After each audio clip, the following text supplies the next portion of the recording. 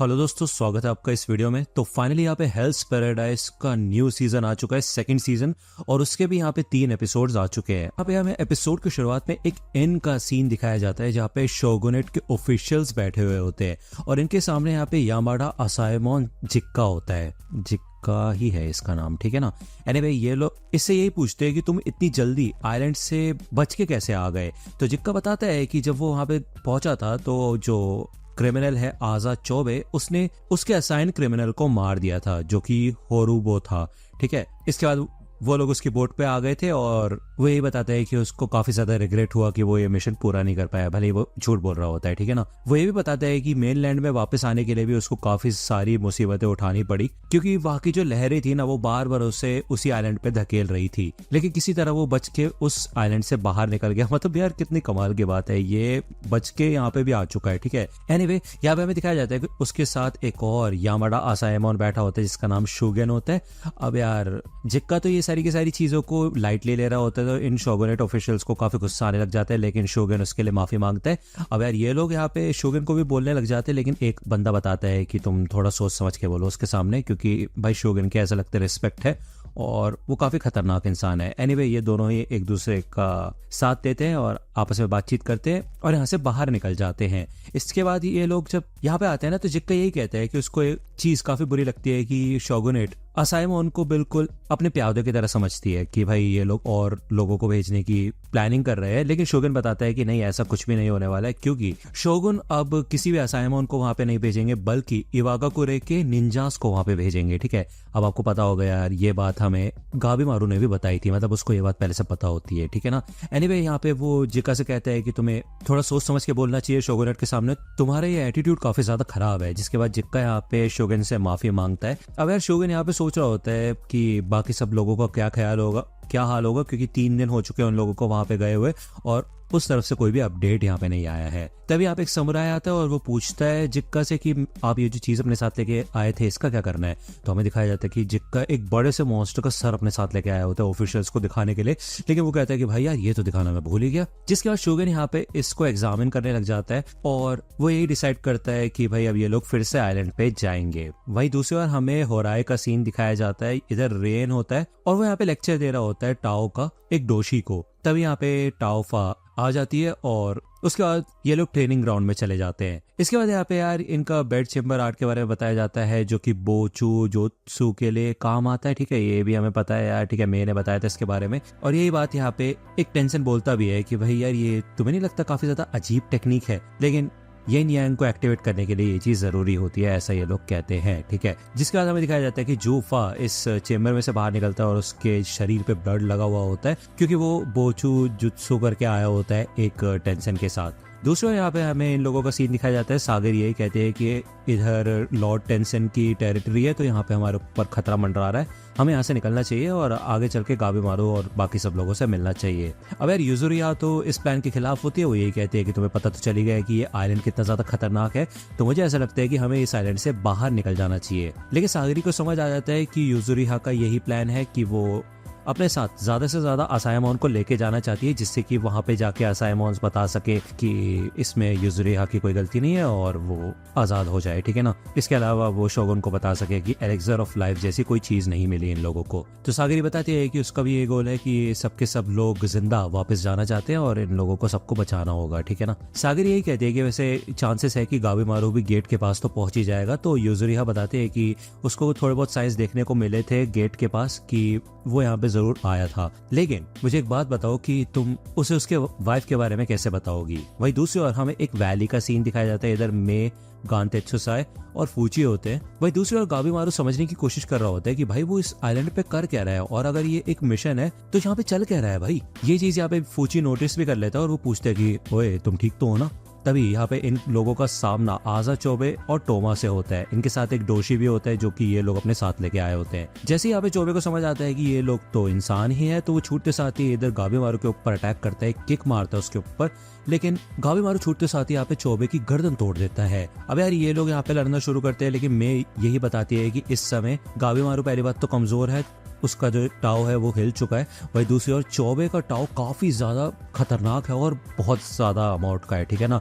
तो गाबीमारू उसका सामना नहीं कर सकता, वो यही बताती है। अब यार बार बार जब भी गाबीमारू अटैक करता है तो चोबे कंटिन्यूसली अपने आप को रीजनरेट करता रहता है, तो वो समझ जाता है कि ये जरूर उन इमॉर्टल्स में से है जो कि अपने आप को रीजनरेट कर सकते हैं, क्योंकि यार वो सारी चीजें भूल चुका है, ठीक है ना। यहाँ पे गाबीमारू फिर से आता है, एक किक मारता है, लेकिन चोबे उसको ब्लॉक करके उसको नीचे पटक देता है। यहाँ पे गाबीमारू फिर से उसके ब्रेन के ऊपर अटैक करने की कोशिश करता है, लेकिन ज्यादा कुछ कर नहीं पाता। वो उसकी आंखों को फोड़ने की कोशिश करता है, लेकिन कुछ भी नहीं होता इन सब चीजों से, ठीक है, क्योंकि चोबे पहले से ज्यादा ताकतवर बन चुका है भाई। जिसके बाद यहाँ पे गाबीमारू भाई एकदम जानवरों की तरह लड़ना शुरू कर देता है भाई। उसके टेंडन्स वगैरह काट लेता है, उसके कैरोटेड आर्टरी को काट लेता है, मतलब बिल्कुल जानवरों की तरह। और फूजी देख के बोलता है कि भाई ये तो जानवरों का लड़ने का तरीका है। तभी यहाँ पे चोबे इस जमीन को तोड़ देता है, जिससे कि गाबीमारू का बैलेंस बिगड़ जाता है। इससे हमें दिखाया जाता है कि भाई गाबीमारू पहले से काफी ज्यादा कमजोर हो चुका है। यहाँ पे गाबीमारू जब आगे बढ़ता है अटैक करने के लिए, तो चोबे उसका टाव सेंस कर लेता है और इजिली उसके अटैक को झेल लेता है, मतलब उसको डॉज कर देता है। तभी छूटते साथ यहाँ पे गाबीमारू चोबे की 2 फिंगर्स काट लेता है। अब यार ये फाइट ये लोग देख रहे होते हैं, तो गांतेत्सु नोटिस करता है कि गाबीमारू पहले से काफी ज्यादा बदतर हो चुका है लड़ाई के अंदर, और वो पूछते हैं मे से कि तुम्हें क्या समझ आ रहा है कि यहाँ चल क्या रहा है। तो मैं यहाँ पे सेंस करती है कि गाबीमारू का जो टाव है वो काफी ज्यादा अनस्टेबल है, और ऐसा लगता है कि उसने एक ऐसी चीज खो दी है जिससे उसको ये ताकत मिल रही थी। अब ऑब्वियसली बात है, पहले उसके पास यहाँ पे अपनी वाइफ थी, उसको रिमेम्बर करके वो यहाँ पे लड़ रहा था, लेकिन अब वो उसके बारे में भूल चुका है। यहाँ पे चोबे टोमा को कहता है बाकी सब लोगों के ऊपर अटैक करने के लिए। टोमा यहाँ पे आते साथ ही गांतेत्सु के ऊपर हमला करने के बारे में सोचता है। भाई गांतेत्सु कहते हैं क्या मुझे क्यों चूज कर रहे हो, क्योंकि मेरा एक हाथ कटा हुआ है, इतना हल्के में ले रहे हो मेरे को। तो भाई वो तो टोमा की स्वॉर्ड को पकड़ लेता है और अपना सर मार देता है भाई टोमा के सर पे, और यही कहता है कि मेरे को तो तुमसे लड़ने के लिए किसी वेपन की भी जरूरत नहीं है, तो चलो आ जाओ। हमें दिखाया जाता है कि टोमा यहाँ पे जब लड़ रहा होता है गांतेत्सु से, तो उसके ऊपर एक भी ब्लो नहीं मार पाता है वो, बल्कि उस खुद ही पिट रहा होता है, ठीक है। गांतेत्सु उसे यही कहता है कि वैसे तुम्हारे चेहरे को देख के समझ आ रहा है कि अभी तक तुम इस लड़ाई में बिल्कुल नहीं लड़े हो, बस तुम अपने ब्रदर के ऊपर ही डिपेंडेंट थे, ठीक है। इससे अच्छा तो तुम लोग हमारे साथ मिलकर काम करते। तो टोमा यही बताता है कि भाई चोबे को कोई भी इंटरेस्ट नहीं है किसी से भी दोस्ती करने में, क्योंकि ऑब्वियसली बात है इन लोगों के फादर का ऐसा सही कुछ पास था कि इनके फादर इनको छोड़ के चले गए थे, तो ये दोनों भाई एक दूसरे का साथ देते हैं, हमेशा एक दूसरे के साथ रहते हैं। टोमा बताता है कि वो अपने भाई का ही एक हिस्सा है, और वो इस डोशी को यहाँ पे फूची और मे के ऊपर अटैक करने के लिए भेजता है। यहाँ पे फूची भी लड़ने के लिए तैयार हो जाता है और मे को साइड कर देता है उसे प्रोटेक्ट करने के लिए। वही दूसरी ओर हमें दिखाया जाता है कि गाबीमारू तो बुरी तरह से भाई हार रहा होता है, क्योंकि चोबे इतना ज्यादा ताकतवर है, ऊपर से उसके अंदर रीजनरेशन की एबिलिटीज है। जिसके बाद फाइनली गाबीमारू डिसाइड करता है कि वो पूरी तरह से आग लगा देगा वही चोबे के अंदर और उसको जान से ही मार देगा, ठीक है। जिसके बाद वो अपने निन्पो हीनो हाशी और निन्पो इकारी सुबुटे का इस्तेमाल करता है, जिसके बाद काइंड ऑफ वो चोबे को नीचे गिराई देता है और दोनों जल के राख हो जाएंगे, ऐसी उसकी प्लानिंग होती है। लेकिन चोबे शॉक हो जाता है कि ये देख के कि भाई गाबीमारू उसे मारने के लिए खुद को मारने के लिए तैयार है। तो वो ये बताता है कि वो एक शिनोबी है और उसकी जिंदगी कोई भी वैल्यू नहीं है, महत्व नहीं रखती। अगर वो मर भी जाता है तो उसकी जगह कोई और शिनोबी ले लेगा। बेसिकली वो अपनी लाइफ की वैल्यू नहीं कर रहा है, क्योंकि अब वो पूरा हॉलो बन चुका है एक तरीके से, ठीक है ना। गाबीमारू यही कहता है कि जो तुम इतना लड़ने की कोशिश कर रहे हो, सर्वाइव करने की कोशिश कर रहे हो ना, यही एक रीजन है कि तुम जीत नहीं पा रहे हो, क्योंकि तुम अपने भाई के साथ रहना चाहते हो, ये तुम्हारा मेन मकसद है। तो यार ये सुनते साथ ही तो चोबे पागल ही हो जाता है। उसे याद आता है कि यार उसे अपने भाई के साथ रहना है जिंदगी भर, तो वो अपना 100% देगा। और जिसके बाद भाई वो पूरी तरह से ट्रांसफॉर्म होने लग जाता है यार, उसके अंदर से पता नहीं कुछ ऑक्टोपस जैसे हाथ निकलने लग जाते हैं, अलग ही टाइप का क्रीचर बन जाता है भाई वो। अब यार ये लोग जब देखते हैं कि भाई चोबे बुरी तरह से ट्रांसफॉर्म हो चुका होता है, तो ये सबके सब यही लड़ाई देखने लग जाते हैं। इधर चोबे अपने टेंटिकल्स से अटैक करना शुरू कर देता है गाबीमारू के ऊपर। गाबीमारू भाई बार बार लगातार इन अटैक से बचता है। वो यहाँ पे इस पूरे एरिया को जलाने की कोशिश करता है, लेकिन भाई वो कुछ ज्यादा डैमेज कर नहीं पा रहा होता चोबे के ऊपर। यहाँ पे हमें दिखाया जाता है चोबे एक अलग ही वॉर्टेक्स के अंदर आ चुका होता है, उसे एहसास नहीं हो रहा होता कि उसके साथ क्या हो रहा है। बेसिकली उसका खुद के ऊपर कंट्रोल ही नहीं होता, तो वो यहाँ पे पूरी तरह से बस गाबीमारू को जान से मारने की कोशिश करता है। अब यार ये लोग यहाँ पे खड़े होकर यही सोच रहे होते कि गाबीमारू अपने टाओ का इस्तेमाल क्यों नहीं कर रहा, तो मैं यही कहती है कि वो अपने टाओ का इस्तेमाल कर ही नहीं सकता और इसी वजह से वो जीत नहीं सकता। अब यार जब गाबीमारू इधर बिल्कुल मरने के लिए तैयार होता है ना, तब उसको एकदम से एहसास होता है किसी का कि क्यों उसको ताकत नहीं मिल पा रही है, वो अपनी वाइफ को हल्का से याद करता है, लेकिन भाई एकदम से वो आगे बढ़ने लग जाता है, मतलब ठीक से याद नहीं करता अपनी वाइफ को, उसे ये मेमोरीज बिल्कुल पसंद ही नहीं आती। तो गांतेत्सु से कहता है कि भाई ऐसे ही लड़ता रहेगा तो मर जाएगा ये। गांतेत्सु से यही कहता है टोमा से कि तुम्हें पता है ना तुम्हारा भाई तुम्हारे लिए लड़ रहा है। तो यार ये चीज़ उसको रियलाइज हो जाती है। टोमा यहाँ पे इस लड़ाई के बीच में आ जाता है, जिस वजह से गलती से चौबे उसी को ही नुकसान पहुंचा देता है, मतलब उसको जख्मी कर देता है बुरी तरीके से। अब यार गावीमारू को यहाँ पे मौका मिलता है इन दोनों को ही खत्म करने का, तो वो यहाँ पे अटैक करने के लिए आगे बढ़ता है, लेकिन मे को समझ आ जाता है कि यार गावीमारू के अंदर बिल्कुल भी टाओ नहीं बचा है, अगर उसने ये अटैक किया ना तो वो मर जाएगा इसके बाद, जिसके लिए वो उसे बचाती है। यहाँ पे आगे बढ़ के वो एक काफी खतरनाक एनर्जी स्फीयर बना देती है, जिससे कि पूरी जमीन टूट जाती है लिटरली। गावीमारू किसी तरीके से अपने आप को बचाता है, लेकिन इनमें से एक उड़ता हुआ चट्टान का पीस वो लात मार के भाई चौबे को मारता है। चौबे तो यहाँ पे नीचे गिरने लग जाता है, भले उसकी ट्रांसफॉर्मेशन अनडन हो जाती है और टोमा इधर बच जाता है। हमें दिखाया जाता है कि ये पावर इस्तेमाल करने के बाद ना मे बहुत ज्यादा बड़ी हो चुकी होती है, इवन उसकी हालत बहुत बुरी तरह से खराब हो जाती है, उसके चेहरे पे रूट्स बनने लग जाती हैं, ठीक है ना। वही दूसरी बार हमें सागरी का सीन दिखाया जाता है। ये लोग यहाँ पे निकलने के लिए तैयार होते हैं ना, तो देखते हैं कि इधर काफी बड़े बड़े स्टैचूज हैं, आपको पता ही होगा। अब यार जो होको है ना वो यही सोच रहा होता है कि यार आज तक उसने कभी ऐसे इंसान नहीं देखे जो कि इतने ज्यादा ताकतवर है, ऐसे इंसान जो कि टेंशन को मार सकते हैं। पक्का ये लोग इस आइलैंड को अच्छे से चेंज कर सकते हैं, लेकिन क्या मैं तब तक ऐसा इंसान रहूंगा? इंसान तो नहीं, मतलब ऐसा रहूंगा। ये लोग जैसे इस गेट से बाहर निकलते हैं तो हमें दिखाया जाता है सामने से गांतेत्सु और ये बाकी सब लोग आ रहे होते हैं। ये सब के सब लोग यहाँ पे फाइनली रीयूनाइट हो जाते हैं और सागरी सोचती है कि यार टोमा के हाथ क्यों बांध रखे इन लोगों ने, और गावीमारू को क्या हुआ? ये लोग तो यहाँ पे अपने साथ एक दोषी भी पकड़ के लेके आए होते हैं भाई। इधर फूची पूछता है भाई टेंजा के बारे में, और सेंडा है ना दूसरे बंदे का नाम, मोटे का नाम, जो चश्मे वाला था, वो भी मर चुका होता है। तो यार ये सुन के फूची को भी बहुत बुरा लगा होता है। अब यार गावीमारू तो बिल्कुल भी चलने की हालत में नहीं होता। यहाँ पे सागरी देखती है कि मैं बिल्कुल एक प्यारी सी छोटी सी बच्ची हुआ करती थी और अपनी पावर इस्तेमाल करने के बाद वो इतनी बड़ी हो चुकी है और उसकी हालत भी इतनी खराब है, तो यार वो उसको हक करती है आके, ठीक है ना। अब यार गांतेत्सु तो कहते हैं कि ये एक नंबर का बेकार बंदा है टोमा, ठीक है, तो इसको जिंदा रखने का कोई मतलब तो बनता नहीं है, इसे जान से मार देता हूँ मैं।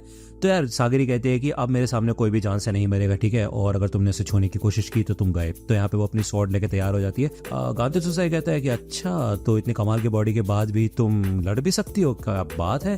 एनीवे यहाँ पे गावीमारू की हालत तो काफी ज्यादा खराब हो रही होती है, उसकी टाओ कंटिन्यूसली नीचे गिर रही होती है, ठीक है, तो यार उसके पास ज्यादा समय नहीं होता है, ऐसा लग रहा होता है, ठीक है ना। उसकी फिजिकल बॉडी तो डैमेज है, इवन उसका माइंड भी डैमेज है। तभी यहाँ पे गावीमारू होश में आ जाता है। अब जैसे वो देखता है ना आसपास इतने सारे लोग हैं जो कि उसी को देख रहे हैं, तो उसे समझ नहीं आता है भाई इनका क्या चल रहा है, लेकिन अभी के लिए उसको थोड़ा सा सिचुएशन को समझना पड़ेगा। शियोन कहते हैं देखो तुम ज्यादा हिलो मत, अगर तुम अपनी बॉडी पे स्ट्रेस डालोगे तो तुम मर जाओगे।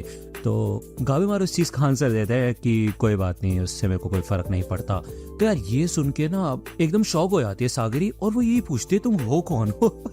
ये सुन के ये सब लोग शॉक हो जाते हैं। मतलब सागरी ने उसके ऊपर इतनी रिसर्च की है ना कि वो उसको अच्छे से जान चुकी है, उसे पता है कि उसका एक पर्पस है, वो अपनी वाइफ से रियूनाइट होना चाहता है। तो वो ऐसा तो नहीं बोलेगा कि अगर मर गया तो कोई फर्क नहीं पड़ता।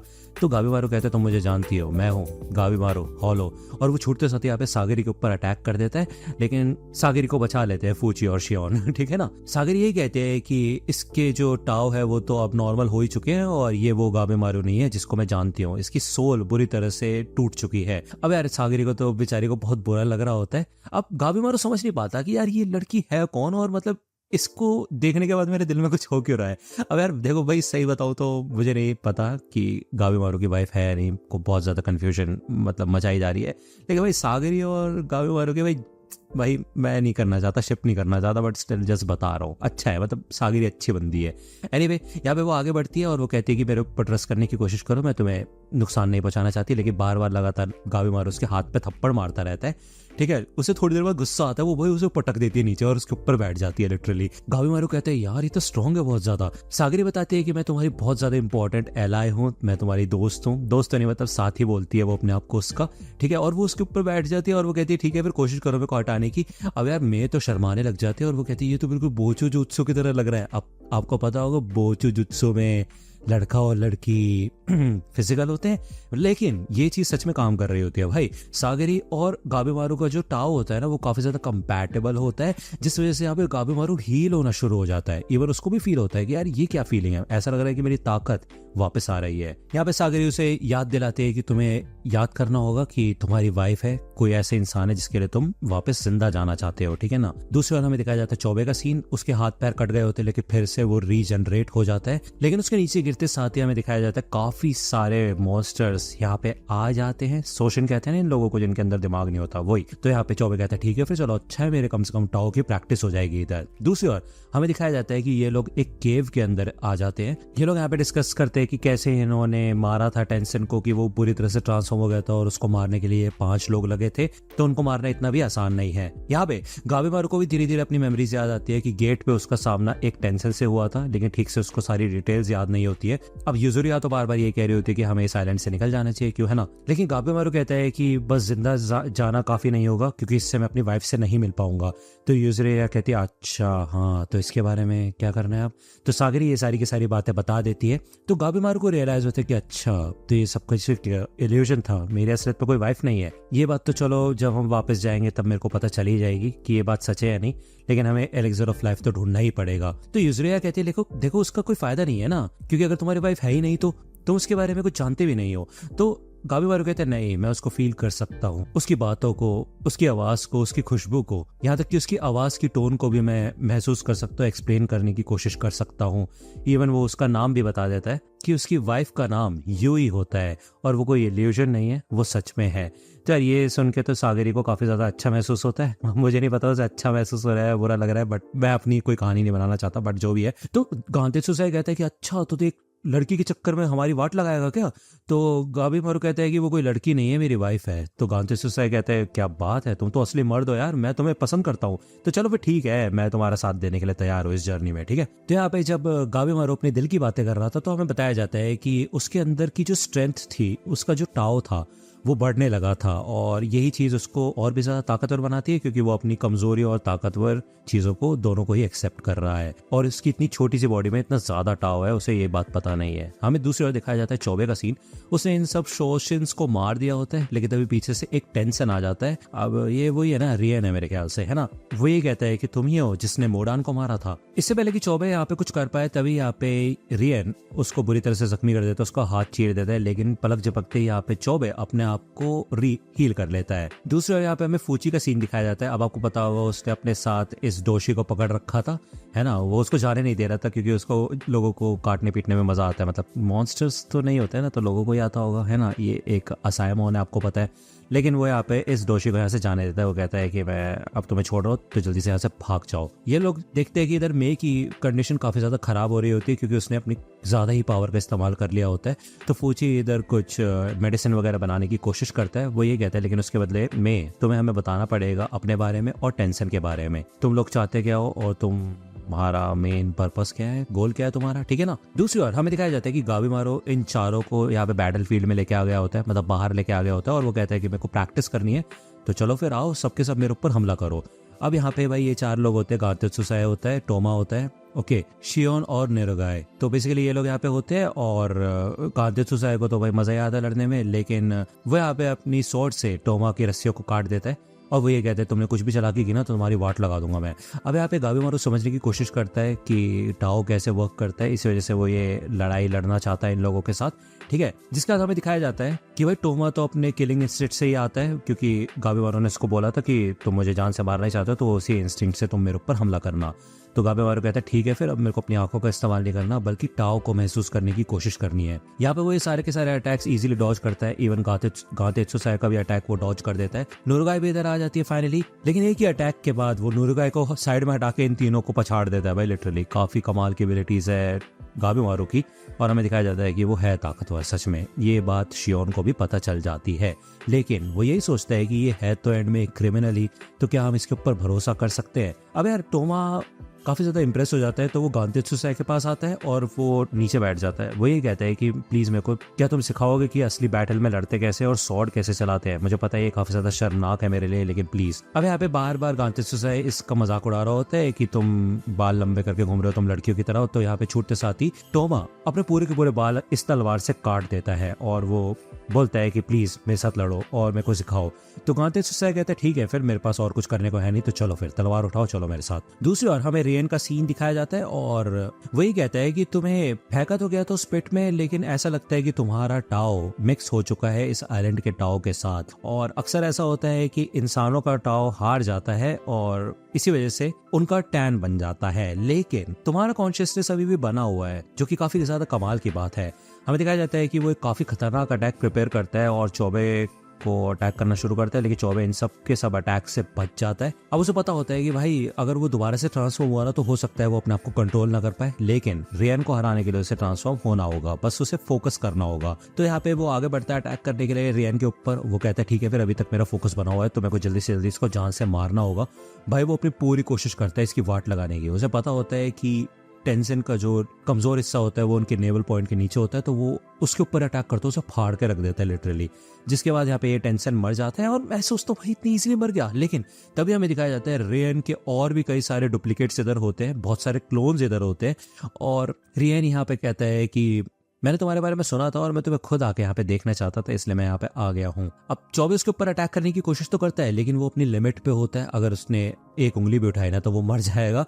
ये बात यहाँ पे रेन को पता होती है, तो वो कहता है कि ज्यादा मत करो वरना तुम मर जाओगे। यहाँ पे वो एक ही मुक्का मार के उसकी ट्रांसफॉर्मेशन अनडन कर देता है। इस मैंशन के अंदर ले आता है जहाँ पे इन लोगों का ठिकाना होता है, आपको पता ही होगा, ठीक है ना। यहाँ पे हमें दिखाया जाता है कि रियन अपने वुमेन वाली फॉर्म में आ चुका होता है और अब वो यहाँ पे बेसिकली अपना टाओ सर्कुलेट करना चाहता होता है, क्योंकि उसे समझ आ जाता है कि चौबे का जो टाओ है वो काफी ज्यादा अलग तरीके का है और वो उसको फील करना चाहता होता है अपने आप को बेटर बनाने के लिए। तो भाई मैं क्या बोलूँ यार, इनका वो जो जुत्सु करने के लिए ये लोग तैयार हो जाते हैं। और रियन यही कहता है कि भाई कहती है क्या बोलूँ अब मैं इसको, कहती है कि तुम बताओ तुम्हारी प्रेफरेंसेस क्या है। तो चौबे ये कहता है कि मैं इस आइलैंड के बारे में सब कुछ जानना चाहता हूँ, टेंशन के बारे में भी, और क्या इस आइलैंड को किसी एक इंसान ने बनाया है। यही बात फूची भी कर रहा होता है, क्योंकि मैंने उसको बता दिया होता है कि मेनलैंड से एक हर्मिट यहाँ पे आया था जो कि टाओइज्म में मानता था, तो उसने वो सारी नॉलेज का इस्तेमाल करके इस आइलैंड पे आके टाओ को मैनिपुलेट करना शुरू कर दिया, अलग अलग लिविंग क्रीचर्स को ज्वाइन करना शुरू किया, उनके टाओस को मिक्स करना शुरू किया।